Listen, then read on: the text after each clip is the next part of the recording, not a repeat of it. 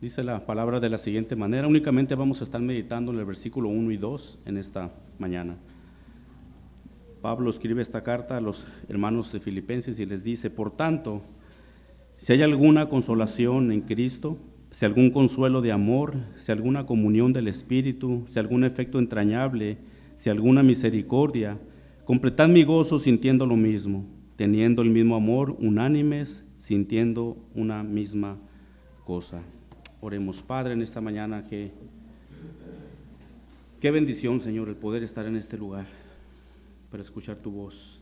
Ya te entonamos unos himnos gloriosos. Hoy queremos escuchar tu voz por medio de tu palabra, Señor. Permítenos acercarnos a ella de una manera correcta, Señor, de una manera reverente, así como Moisés lo hizo en tu presencia en el Monte Santo. Quite de nosotros las sandalias de pecado, las sandalias de egoísmo, las sandalias de todo aquello que no le glorifica. Y permítenos, Señor, estar delante de tu presencia con un corazón, Señor, humilde, reconociendo, como el Salmo nos dijo en la mañana, porque tú eres santo, Dios 3 veces santo, que es digno de recibir gloria, honra, por sobre todas las cosas. Perdone, Padre, nuestros pecados y seas en nuestras vidas.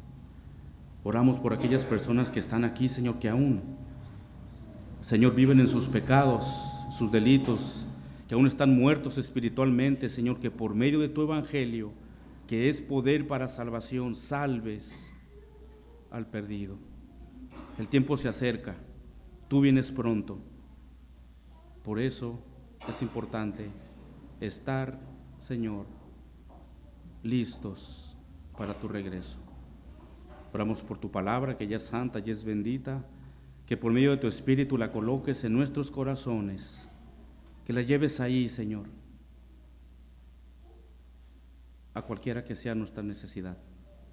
Gracias, te lo pedimos, en los méritos de tu amado Hijo y hermoso Jesucristo. Amén. En estos versículos, hermanos, Pablo sigue con la misma línea de pensamiento de llevar una vida unida entre creyentes, como lo miramos en los versículos anteriores.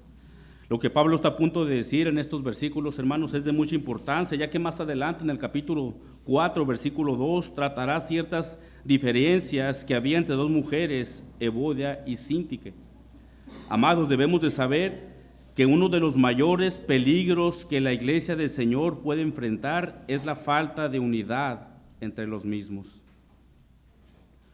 Esta indiferencia no siempre surge de manera instantánea, sino más bien comienza en lo más profundo de nuestro corazón, y esto sucede comúnmente cuando se pierde el interés por las cosas de Dios. El descuido espiritual personal conduce primeramente a un enfriamiento en nuestra relación con Dios y como consecuencia afecta nuestra relación con los hermanos, generando indiferencia que con el tiempo abre puerta a la discordia y a la murmuración. Hermanos, esto es bien importante. Un creyente que descuida su comunión con Dios, escucha, hermano, corre el riesgo de convertirse en un tropiezo para la iglesia, pues su corazón alejado del Señor abre puerta al egoísmo, la crítica y en muchos casos la división. Cuando esa semilla de indiferencia germina en el corazón de alguna persona o un creyente, su fruto se manifiesta en falta de armonía, conflicto y finalmente la ruptura entre hermanos. La falta de unidad es peligrosa en cualquier ámbito, escuela, trabajo, familia, pero su gravedad se magnifica en la iglesia, porque en la iglesia es donde el cuerpo de Cristo se reúne y está llamado a reflejar armonía y amor los unos con los otros. Pablo había hablado acerca de la falta de unidad en sus cartas. Por ejemplo, Pablo se dirige a los creyentes de la iglesia de Corinto tratando el tema de la falta de unidad. Leemos en 1 Corintios capítulo 1, versículo 10. Os ruego, hermanos, por el nombre de nuestro Señor Jesucristo, que habléis todos una misma cosa y que no haya entre vosotros divisiones, sino que estéis perfectamente unidos en una misma mente y un mismo parecer. Más adelante, en su segunda carta, capítulo 12, versículo 20, dice: pues me temo que cuando llegue no os halle tales como quiero, y yo sea hallado de vosotros cual no queréis, que haya entre vosotros contiendas, envidias, iras, divisiones, maledicencias, murmuraciones, soberbias y desórdenes. Amados, quizás algunos de los que estén aquí presentes no estén dando la debida importancia a la unidad de la iglesia y a la comunión los unos con los otros. Quizás podamos pensar que la comunión y la unidad puede pasar a un segundo plano. Sin embargo, a lo largo de las cartas pastorales, el apóstol Pablo exhortaba constantemente a los creyentes a vivir en un mismo sentir. Por esa razón, amada iglesia, también nosotros debemos de procurar con la misma seriedad la unidad en el cuerpo de Cristo. Por eso es importante prestar atención a lo que Pablo escribió a los creyentes de Filipos acerca de la unidad que debía de haber entre ellos. Y aunque nosotros no somos la audiencia original, sí aplica para la iglesia de hoy, ya que podemos caer en el peligro de una falta de comunión. Por esta razón, amados, si descuidamos nuestra comunión con Dios, corremos el riesgo de volvernos indiferentes, y esa indiferencia amenaza a la unidad del cuerpo de Cristo.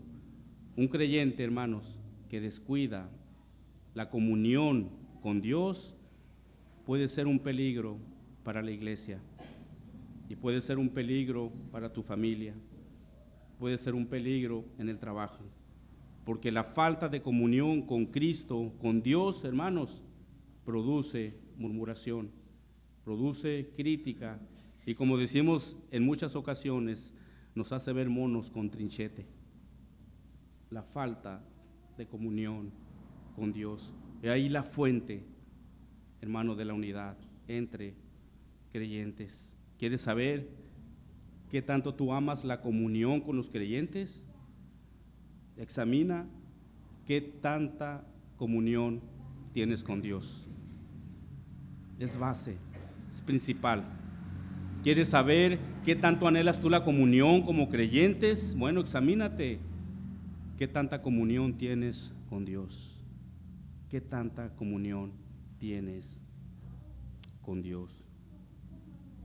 Ahora, con todo esto en mente, en los versículos 1 y 2, Pablo nos dirá 10 verdades que son de gran importancia para mantener la unidad de la iglesia. Pero antes de mirar cuáles son esas verdades, notemos el versículo 1, la pequeña frase que dice ahí, por tanto. Y esto hace para hacer una conexión de lo que acababa de decir de los versículos 27 al 30. Recordemos que Pablo tiene la línea de pensamiento de la unidad entre los creyentes. Esta palabra de por tanto puede traducirse o decirse también como ya que. Entonces podemos citar este texto de la siguiente manera: ya que si hay alguna consolación, en el versículo, ya que si hay alguna consolación. Y aquí es donde podemos ver la primera verdad que Pablo menciona como una exhortación para mantener la unidad entre creyentes, la consolación de Cristo. Pablo usa esta palabra de consolación en el griego, se puede entender como exhortación o estímulo, y tiene la idea de motivar a los creyentes a mantener una vida en unidad. Notemos cómo el apóstol Pablo apela a Cristo como la base de todo estímulo, porque entendía que el verdadero ánimo para mantener la unidad como creyentes no provenía de ellos mismos, sino únicamente de Cristo. Hermanos, una vez más, volvemos a recalcar, la comunión que tú puedas tener con Cristo va a reflejar la comunión que tú puedas tener con tus demás hermanos. Entonces podemos decir que este versículo puede traducirse de la siguiente manera: ya que hay en ustedes un estímulo de Cristo, deben de buscar la unidad entre ustedes. Esto, amada iglesia, es de suma importancia. Todos nosotros hemos recibido el consuelo y el estímulo que proviene de Cristo. Por lo tanto, si realmente vivimos en comunión con Él, no debería de haber lugar para conflictos, ni divisiones, ni murmuraciones dentro del cuerpo de Cristo. Hermanos, la unidad que podamos tener ahorita como creyentes es un pedacito de cielo, hermano, que algún día tendremos por una eternidad. Por eso el Señor valora y exhorta que como creyentes podamos estar unidos. Como pastor nos enseñaba el domingo pasado, nuestra iglesia, por la gracia del Señor, está creciendo, pero estamos expuestos aún a desafíos grandes, y uno de ellos puede haber falta de unión. Por eso es tan importante, amada iglesia, que busquemos la unidad genuina que refleje la vida misma de nuestro Señor obrando en medio de su pueblo. Como dijimos, la base principal para poder llevar esta unidad que glorifique a Dios es Cristo. Si nosotros descuidamos esa unidad con Él, entonces estamos en peligro, amados, de causar conflictos dentro de la iglesia. Un autor escribió, y cito: cuán lamentable espectáculo ofrecen los creyentes al mundo cuando están atacándose unos a otros, hablando mal de los demás. De esta forma su crecimiento espiritual se retrasa y su testimonio ante el mundo es debilitado. Fin de la cita. Hermanos, cuán lamentable. ¿Cuántas veces hemos visto eso, hermanos? En diferentes iglesias. La falta de comunión, la falta de relación con Dios produce entonces pleitos, celos, iras, contiendas dentro de la iglesia. Y eso es muy lamentable, porque el testimonio de Cristo es pisoteado por los hombres de allá afuera, que nada más están buscando cualquier error que como creyentes podamos cometer. Y lo primero que te dicen: por lo que vas a la iglesia, por lo que eres muy cristiano. Hermanos, esto es serio. Esto es serio. Debemos de buscar la unidad, pero sabemos que esa unidad no depende de nosotros, sino de Cristo mismo, que nos ayuda a mantenerla siempre vigente. Amados, debemos de buscar siempre la unidad entre nosotros. Y si en alguna ocasión pudiera haber inconformidad, que en diferentes casos las hay, lo que se debe hacer bíblicamente es, como dice la Escritura, es acudir a tu hermano para arreglar la situación, lejos de ir con otro hermano y empezar las murmuraciones. Si algún hermano te ha ofendido, Mateo 18, ve y arregla tu situación. Eso evita muchos problemas en la iglesia. Pero notemos lo que Pablo sigue escribiendo, capítulo 2, versículo 1, por tanto, si hay alguna consolación en Cristo, si algún consuelo de amor. Esta es la segunda verdad que Pablo menciona, que nos ayuda a mantener la unidad de la iglesia. ¿Cuál es? Es el amor de Cristo. Y ese amor nos motiva y anima a mantener la unidad entre los creyentes, considerando el sí que está previo a cada verdad de esta. Pablo está haciendo una afirmación y está asumiendo que ellos ya tienen ese consuelo de amor. No lo está haciendo en forma de duda o de pregunta. Quizás si alguno tuviera un consuelo de amor, o quizás si alguno tuviera una comunión con el Espíritu, o quizás algún afecto entrañable, o quizás alguna misericordia. No, Pablo está asumiendo que los creyentes ya tienen ese consuelo de amor. Este consuelo nos anima a tener un mismo propósito, un mismo objetivo, una misma manera de pensar. Ahora es importante mencionar que esto no significa que estaremos de acuerdo en todo. El Señor no espera que comamos lo mismo, que vistamos igual, que hablemos de la misma manera, ni actuemos pensando idénticamente.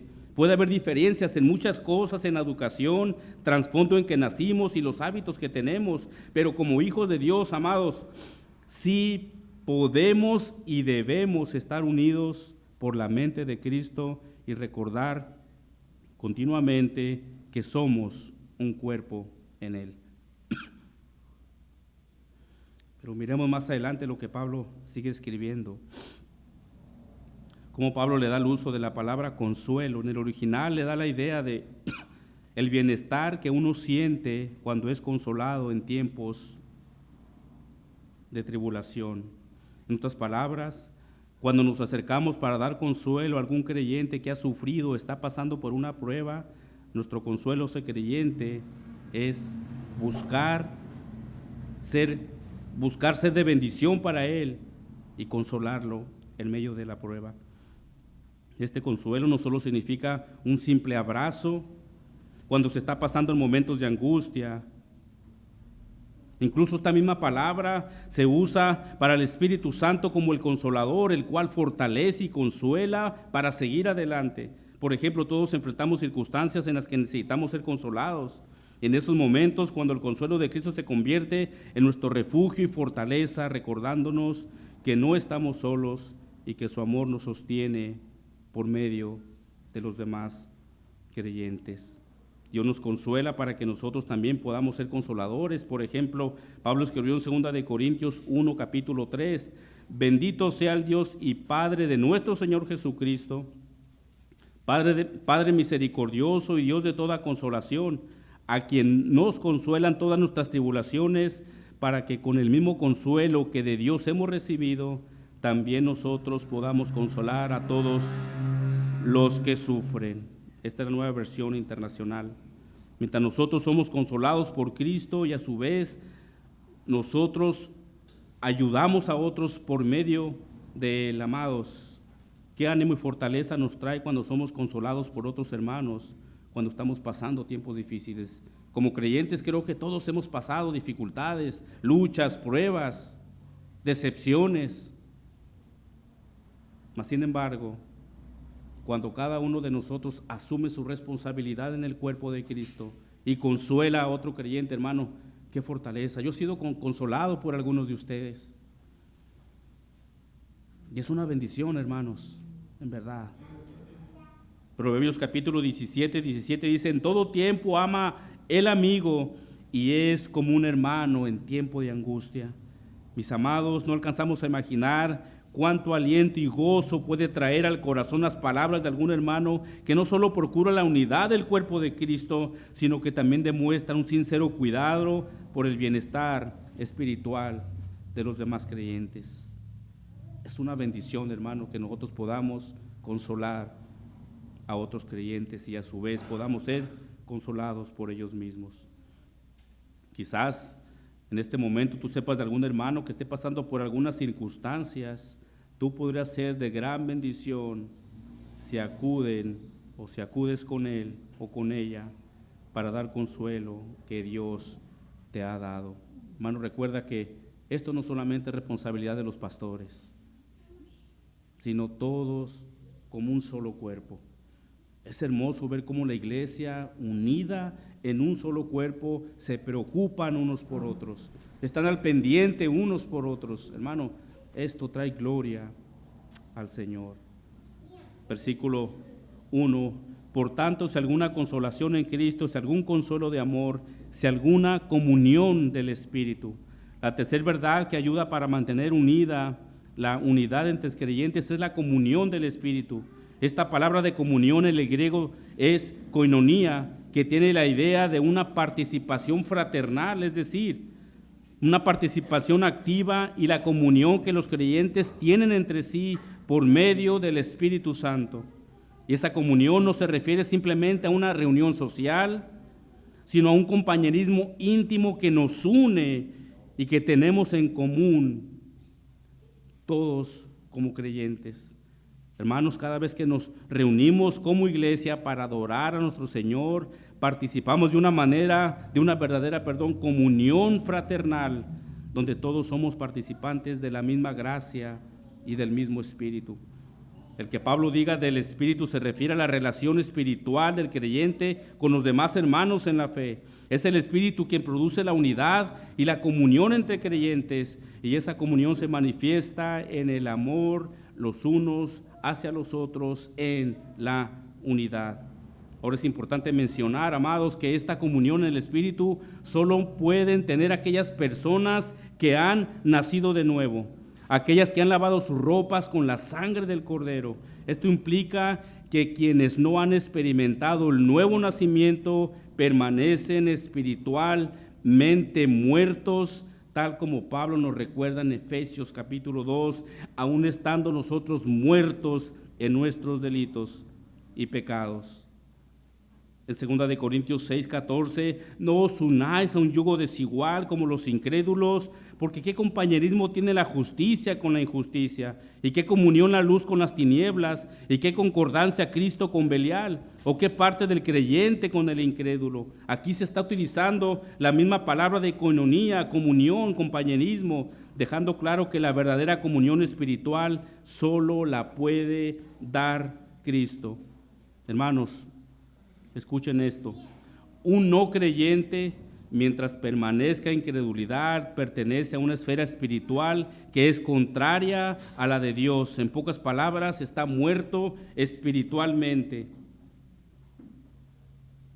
Y para que él pueda tener esta koinonía con el cuerpo de Cristo, él necesita nacer de nuevo.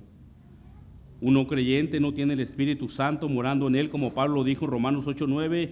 Si alguno no tiene el Espíritu de Cristo, no es de él. Por lo que el no creyente le es imposible entonces participar de esta comunión. Escucha esto, hermano. Un no creyente puede participar a nivel social o las actividades que hacemos aquí en la iglesia, pero no en una comunión real, hablando espiritualmente. En otras palabras, es posible que algunos de los presentes estén participando ahora en este momento, en esta reunión, pero aún no formen parte del verdadero cuerpo de Cristo, porque solo quienes han nacido de nuevo y han sido redimidos por la sangre del Cordero gozan de esta comunión espiritual. Por eso, en esta mañana, querido amigo o amiga que estás aquí, Dios extiende su gracia dándote la oportunidad de ser parte de su cuerpo. Solo tienes que venir a Él en fe y en arrepentimiento. En fe porque solo es el único camino al cielo, y en arrepentimiento porque debes de saber que has quebrantado la ley de Dios y su justicia santa no puede dejarte sin castigo. Por lo tanto, mereces el infierno por tu rebeldía y por tu rechazo a Él. Únicamente aquella persona que ha nacido de nuevo puede participar en esta comunión. Y tú, amigo o amiga que estás aquí, si aún no has estado a cuentas con el Señor, la Biblia dice que estás muerto en tus delitos y pecados. Y por consiguiente, si murieras en esta hora, tú irías al infierno por una eternidad. Y esto debe de animarte a reflexionar. Pero escucha, pero Dios, los peros de Dios, pero Dios, que es rico en misericordia, te ofrece hoy la oportunidad de arrepentimiento. Y no te estoy pidiendo que levantes tu mano, ni que pases al frente, ni que repitas una oración conmigo. Lo que te pido es que examines tu corazón delante de Dios y clames por su misericordia y perdón, algo que puedes hacer en cualquier lugar donde te encuentres. Amigo que estás aquí, debes de saber que estás tan expuesto a morir en cualquier momento, y si eso pasaras hoy, si en este día el Señor te llamara a cuentas, ¿dónde crees que será tu destino final? La mañana, hablando con un hermano aquí, me dio testimonio acerca de un accidente que miró allá por el Boulevard 2000. Un fuerte accidente. Una persona perdió la vida. Hermanos, hoy estamos aquí, mañana no sabemos. Por eso hoy, amigo, amiga que estás aquí, te animo a que medites. La vida es incierta. La vida es incierta. Pon tu fe en Jesucristo, Arrepiéntete de tus pecados, porque el día de tu muerte puede ser hoy. No rechaces el glorioso evangelio, el cual es poder para salvación. Medita, no pienses que por ser joven todavía te quedan 30, 40 años por vivir, porque no sabemos si de esta hora el Señor te llamará a cuentas. ¿Dónde crees que será tu destino final? Si aún tienes dudas dónde será tu destino final, yo te lo diré conforme a las Escrituras.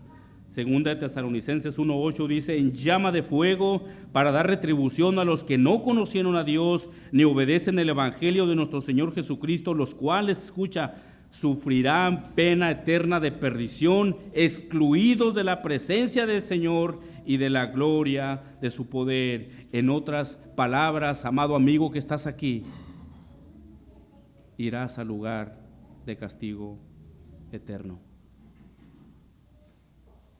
Por eso te animo que te arrepientas de tus pecados. No tienes una idea de lo terrible que será ese lugar de tormento. Arrepiéntete de todos tus pecados. No esperes más. El Señor viene pronto. Pero miremos la cuarta verdad que nos ayuda a mantener una unidad en la iglesia. Versículo 1: por lo tanto, si alguna consolación en Cristo, si algún consuelo de amor, si alguna comunión del Espíritu, si algún afecto entrañable. La palabra afecto entrañable se refiere a las vísceras internas del cuerpo, como el corazón, el hígado, los pulmones, los intestinos. En el lenguaje figurado, las entrañas se asociaban con lo más profundo del ser humano, el centro de las emociones y los sentimientos más sinceros. Por eso cuando decimos que a alguien tiene un afecto entrañable, estamos hablando de un cariño profundo, sincero y nacido desde lo más íntimo de nuestro ser. Eso es lo que significa un afecto entrañable. En la cultura griega y hebrea, estas no solo se verían como los órganos, sino como la sede de las emociones más profundas y viscerales, especialmente el amor, la compasión y el afecto más intenso. Pablo quería que los creyentes de Filipos vivieran en compasión, amor los unos de los otros, y que ellos se amaran desde lo más profundo de sus corazones. Y esta tiene la idea, ¿saben qué, hermano? De un amor genuino, de un amor verdadero. No solamente un amor que diga, oh hermano, cuánto te amo, pero ves que está pasando ciertas situaciones, no acudes, no lo consuelas, no le das ánimo, no le das fortaleza, no buscas la unidad. Si ves que se está apartando de la iglesia, no vas por él y le dices, hermano, ¿qué está pasando? Ese será un amor de labios únicamente. Pero cuando tenemos un amor entrañable, es el que sale de nuestro corazón. Aquel que se preocupa por sus hermanos, aquel que está al pendiente de ellos. Eso es el cuerpo, hermanos, eso es el cuerpo. Y te lo hablo un poco más figurativamente, ¿qué sucede cuando tú te estás martillando y te golpeas un dedo? ¿Qué hace esta mano? Prontamente corre a hacer esto, a menos que esté ocupada con otra cosa, pero prontamente corre a hacer esto. Esa es una ilustración que quizás nos podría ayudar de si un cuerpo, un miembro de tu cuerpo se daña, se lastima, el otro cuerpo está listo para correr, protegerlo, cuidarlo y agarrar un curita y ponerlo. ¿Me entienden la idea? Los quiero decir. Ese es el cuerpo de Cristo. Eso somos nosotros, el cuerpo de Cristo. Amarlos con ese amor entrañable del corazón, genuino, verdadero. Eso nos ayudará a mantener una unidad en nuestra iglesia. Miren lo que dice Jesús en Mateo 14:14. Y saliendo Jesús vio una gran multitud y tuvo compasión de ellos. O sea, tuvo amor genuino por ellos. También en la parábola del hijo pródigo encontramos esta palabra. En la nueva versión internacional leemos de la siguiente manera, Lucas 15:20. Todavía estaba lejos cuando su padre lo vio, hablando del hijo pródigo, y se compadeció de él. Salió corriendo a su encuentro y lo abrazó y lo besó. Oh, hermanos, qué amor genuino. Tú puedes decir, bueno, es que era su padre. Hermanos, es el amor que debemos de tener los unos a los otros. Si el amor que nos une como hermanos en Cristo es profundo, tan profundo como nuestras entrañas mismas, este amor nos llevará sin lugar a dudas a vivir en unidad, compasión y armonía en el cuerpo de Cristo. Un comentarista escribió, dando un relato, y dice de la siguiente manera: una hermana de la iglesia se quejaba de que nadie la visitó ni habló por teléfono cuando estuvo enferma. Al preguntarle si ella lo había hecho con otros, tuvo que aceptar que estaba demandando amor cuando no lo había manifestado. Exigía atención, pero no era capaz de brindarla. Esperaba unidad, pero nunca había actuado como parte de un mismo cuerpo. Fin de la cita. A veces sucede, hermanos, con nosotros, demandamos amor por los demás hermanos, pero ¿qué hacemos nosotros para actuar con eso? ¿Qué hacemos nosotros, hermanos? La unidad que mostramos los unos a los otros de manera recíproca es la forma en que reflejamos el amor de Cristo para los demás creyentes. Amados, gracias a Dios tenemos los medios para estar en constante comunicación. Cuando esta carta fue escrita, duró aproximadamente entre 1 o 2 meses para llegar a los destinatarios de Filipos. Hoy tenemos medios para hacer una simple llamada, mandar un texto y llega en cuestión de segundos. Como creyentes, amados, debemos de estar procurándonos en los días que no estamos juntos en la iglesia, o sea, entre semana. Entre semana. Hermanos, ¿cómo estás? Bien, hermano, gracias, estamos orando. Gracias, hermano, eso es confortante y es a la vez una unidad. Y esto agrada a nuestro Señor. Pero sigamos leyendo nuestro texto para ver qué es lo que Pablo sigue diciendo. Versículo 1: por tanto, si alguna consolación en Cristo, si algún consuelo de amor, si alguna comunión del Espíritu, si algún afecto entrañable, si alguna misericordia. La quinta verdad que fortalece la unidad de la iglesia es la misericordia. Pablo nuevamente está afirmando que los creyentes de Filipos la tenían, la cual habían recibido de Cristo. Por eso ellos también debían demostrar esa misericordia a los demás creyentes. Hermanos, una evidencia visible de que Cristo mora en nosotros es nuestra capacidad para mostrar misericordia. Y esta no es solo un sentimiento de compasión pasajera, de pobrecito. No, hermanos, la misericordia es la que nos une a mantener la mano al que está caído, a perdonar al que nos ha fallado y a cubrir con gracia las faltas de nuestro hermano imperfecto como nosotros.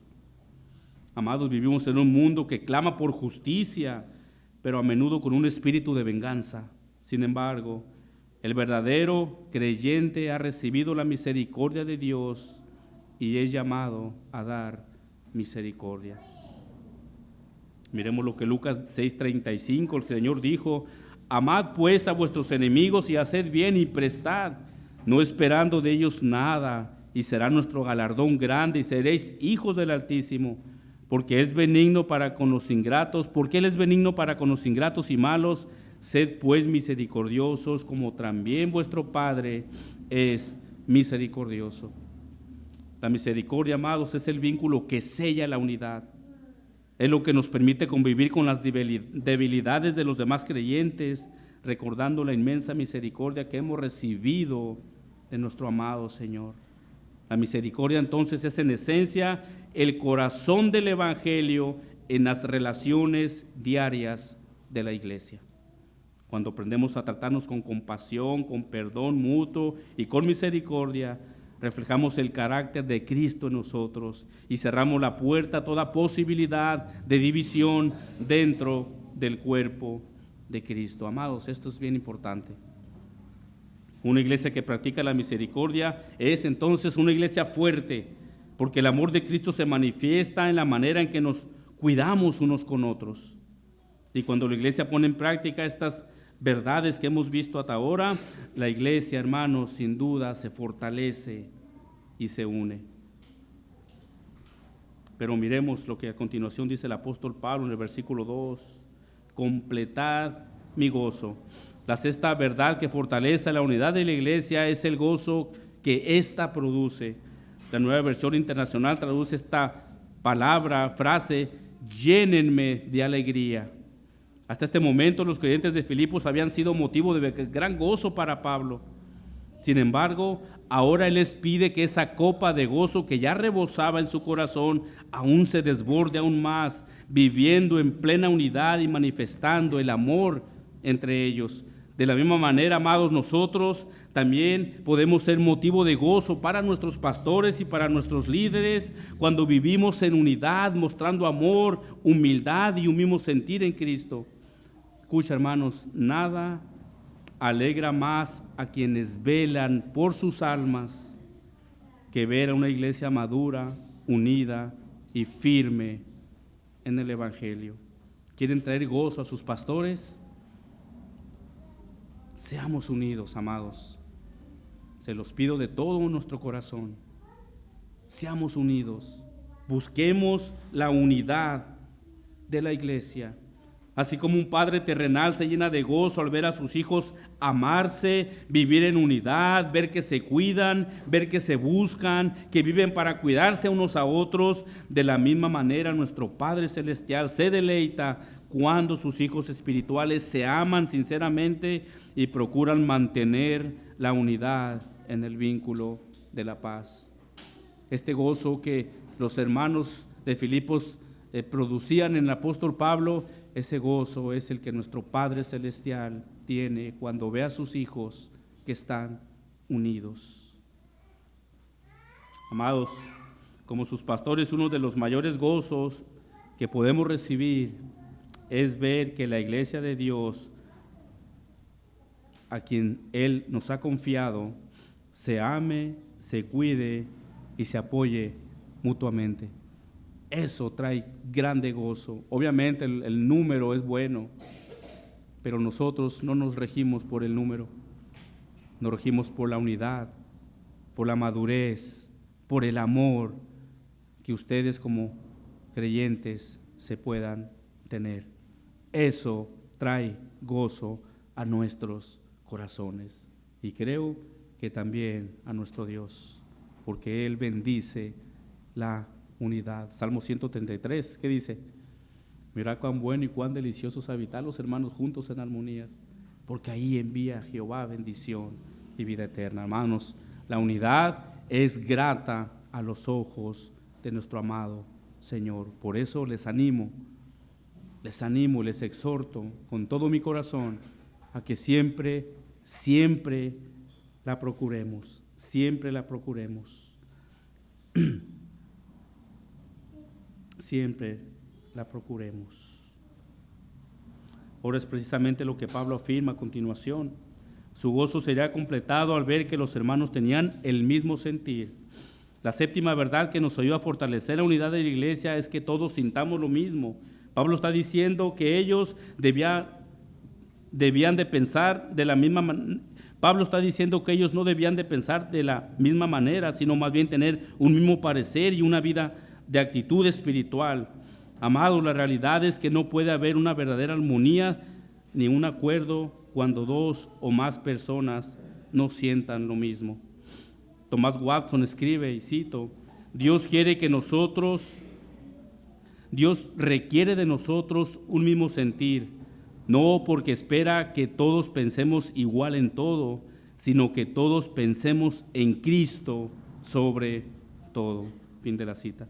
En otras palabras, cuando pensamos en Cristo es cuando podemos llegar a tener entonces un mismo sentir, un mismo pensamiento, cuando nuestro pensamiento está dirigido a Cristo. Pero sigamos en el texto, versículo 2: completad mi gozo sintiendo lo mismo, teniendo el mismo amor. Pablo dice que el sentir que todos debían de tener era el amor. El creyente debe amar a los demás porque el amor une a la iglesia, fortalece la comunión y evita los conflictos. Amados, ahora con esto que estoy diciendo, no me confundan y no piensen de que si nosotros miramos a alguno de ustedes que está desviándose del camino de la fe, vamos a guardar silencio y vamos a decir, es que yo lo amo, me voy a callar. No, lo que quiero tratar de decirles es que si nosotros miramos en alguno de ustedes que se está desviando en alguna área, nuestro deber como sus pastores es ir a ustedes y con el amor de Cristo hacerles entrar en razón. El verdadero amor se refleja no dejando hacer lo que nos parezca, sino hacer volver a aquel creyente del pensamiento que puede ir llevando.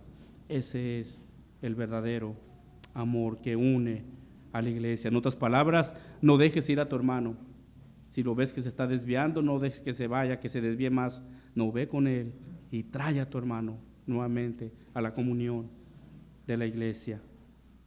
Amados, por otro lado, también ese amor significa apoyarlos en sus necesidades, perdonarlos cuando fallan, animarlos en la fe y trabajar juntos para un mismo propósito, glorificar a Dios. Consideraremos únicamente dos razones prácticas que surgen como el fruto de amor entre creyentes.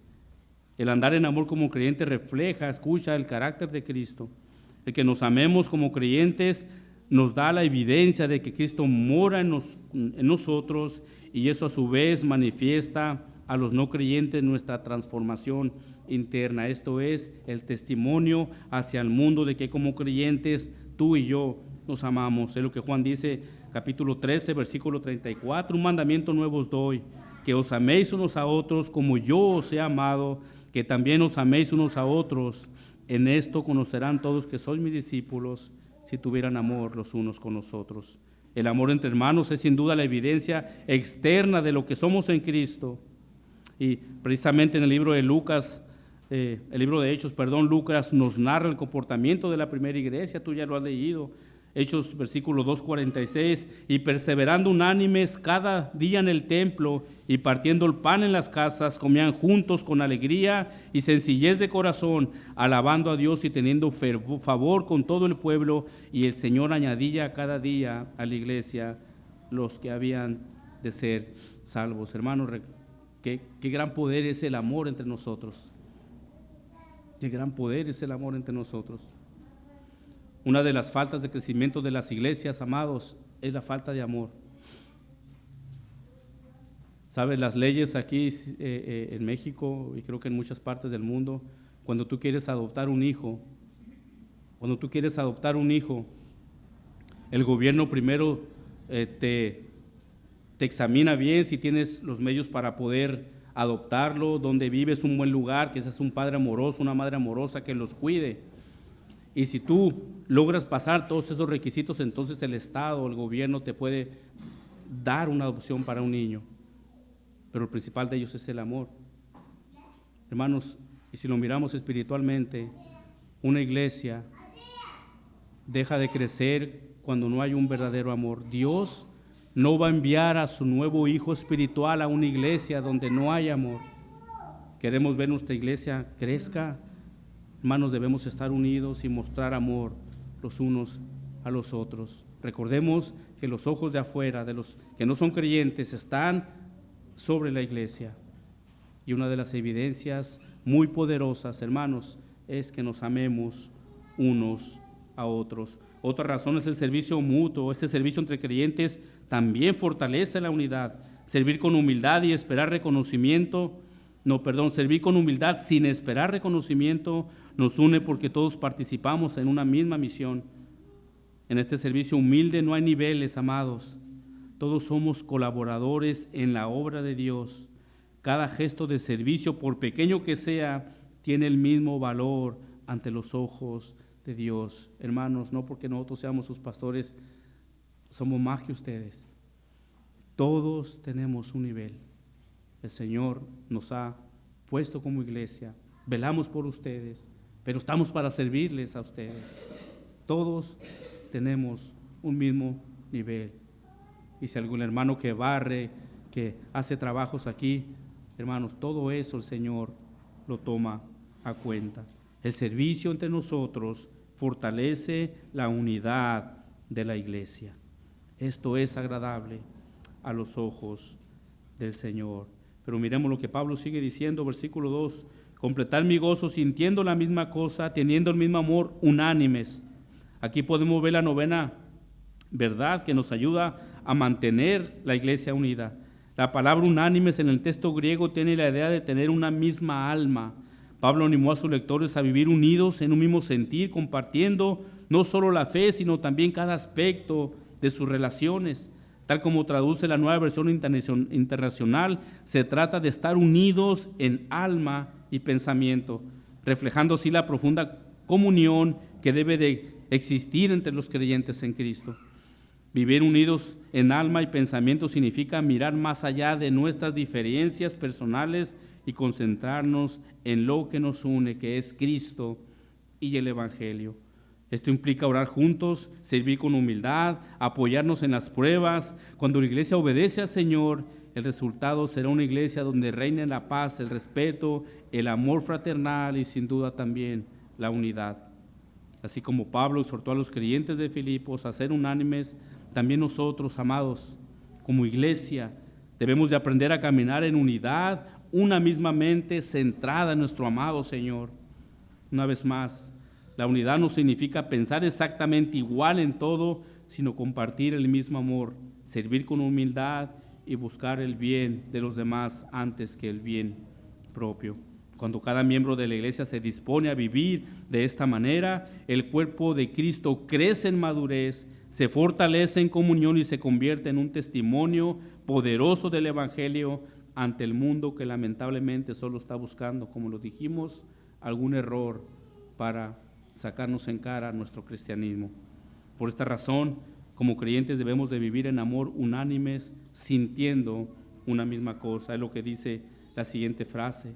Aquí llegamos a la 10ª verdad que nos ayudará a fortalecer la unidad en la iglesia. Y esto es que todos sintamos la misma cosa. Pablo vuelve a recargar lo que dijo al inicio del versículo 2, donde escribió sintiendo lo mismo, y lo hace para hacer un énfasis a la unidad de los creyentes. Y como ya lo habíamos mencionado anteriormente, no hay nada más peligroso para una iglesia que la falta de unidad, pues cuando ésta se rompe, el testimonio se debilita, el amor se enfría y el propósito de servir juntos para la gloria de Dios se ve gravemente afectado. Pablo, después de ser avisado por los hermanos de Cloé, la manera de cómo los creyentes de Corinto estaban comportando, escribió en su primera carta, 1 Corintios 1:10, os ruego pues, hermanos, por el nombre de nuestro Señor Jesucristo, que habléis todos una misma cosa y que no haya entre vosotros divisiones, sino que estéis perfectamente unidos en una misma mente y un mismo parecer, porque he sido informado acerca de vosotros, hermanos míos, por los de Cloé, que hay entre vosotros contiendas. Esta iglesia de Corintio no estaba sintiendo una misma cosa, estaban en divisiones y contiendas. Por eso, amados hermanos, debemos de cuidar con solicitud la unidad que el Espíritu Santo ha producido en nosotros, procurando mantenerla con amor, paciencia, recordando que una iglesia unida trae gozo a nuestro Padre Celestial. Como comentó nuestro pastor Melvin la semana pasada, Dios está añadiendo a su iglesia nuevos miembros y pueden surgir a su vez nuevos desafíos. Por eso debemos procurar y estar unidos como cuerpo de Cristo. Para terminar, hermanos, estos 2 versículos, Pablo nos recordó 10 verdades que ayudan a la iglesia a mantener la unidad, pero también que la verdadera unidad de la iglesia nace de nuestra relación con Cristo. Hermanos, sí, quiero que te lleves esto en tu mente, hermano. No descuides la comunión con el Señor. En ninguna área, no la descuides. No la descuides, porque si tú como creyente descuidas tu comunión con Cristo, hermano, serás un peligro para la iglesia, pero no solo para la iglesia, serás un peligro para tu familia. Serás un peligro para tus hijos. Por eso es tan importante nuestra relación con Dios. Nuestra relación con Dios. Cuando el amor y la humildad gobiernan nuestros corazones, la iglesia vive en un mismo sentir, un mismo amor y un mismo propósito, trayendo gozo a nuestro Señor y dando testimonio al mundo. Termino con esta frase de Jonathan Edwards, un pastor predicador puritano del siglo XVIII, escribió esto: La unión entre los creyentes es una de las cosas más hermosas que puede existir en la sociedad humana. Pero cuanto más gloriosa es cuando esa unión es santa, centrada en Dios y en el propósito para la cual fuimos creados. Fin de la cita. Oremos, Padre. Esta mañana, Señor, te pedimos que estas verdades, Señor, nos ayuden a mantener esa unidad en la iglesia. Que estas verdades, Señor, y esta unidad en la iglesia puedan traer testimonio al mundo, Señor, de quién hemos creído y quiénes somos en ti, Señor. No permitas, Padre, que esas cosas lleguen a nuestra iglesia, Señor. No permitas en nosotros murmuraciones, contiendas, pleitos, celos. Más bien, procurar la unidad que tenemos en Cristo. Señor, en esta mañana te suplicamos que tu palabra, Señor, haya sido puesta en nuestros corazones y que meditemos en ella. Ayúdanos a no descuidar nuestra comunión, Padre, contigo, que es la base principal, Señor. Gracias te damos por tu hermosa palabra que nos habla, que nos exhorta y que nos anima a seguir adelante. Te damos infinitamente gracias en los méritos de Cristo. Amén.